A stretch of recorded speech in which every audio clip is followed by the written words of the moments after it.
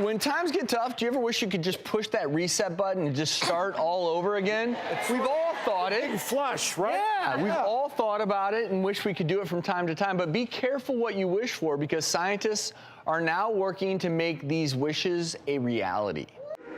It may sound like something out of a science fiction film, but believe it or not, scientists are working on implanting microchips into human brains to delete memories.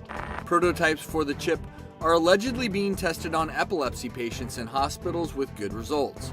But the creator hopes to one day expand this chip, not just for the sick, but for the healthy population, where users could remove experiences and, get this, buy new ones. The chip is predicted to be as common as cell phones in the future. Are you ready? I don't think our audience wants to get chipped anytime soon, right? And FYI, Colonel is the firm responsible for developing this. They hope the device will be used to help those with degenerative diseases like Alzheimer's one day.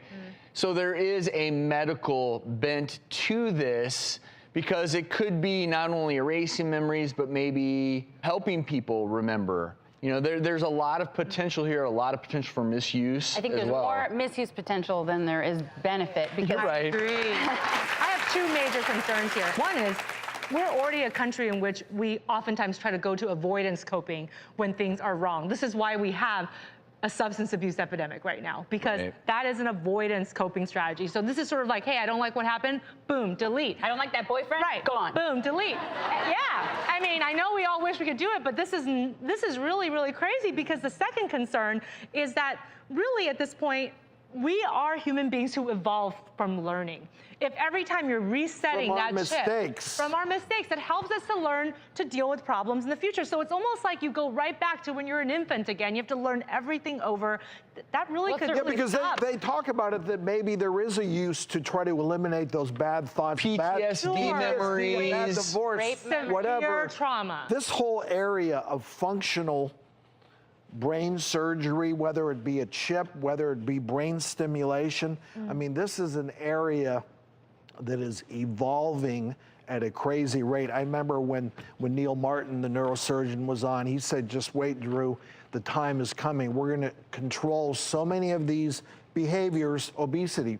Right. For example, he said, we're gonna control it all through the brain.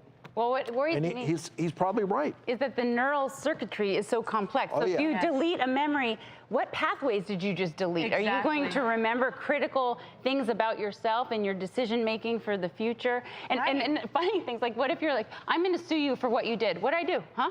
Right.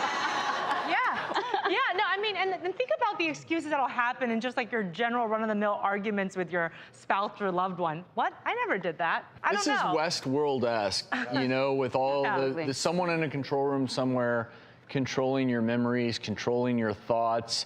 It's creepy. This is very creepy. I think you have to be very careful with this technology and make sure, if it is used, that it is used strictly for medical purposes. Because I do like the idea of, if you could somehow take a patient with Alzheimer's who no longer recognizes their children, if you could somehow use a microchip in the brain to help them remember, that would be a boon. That would be a very good use of technology.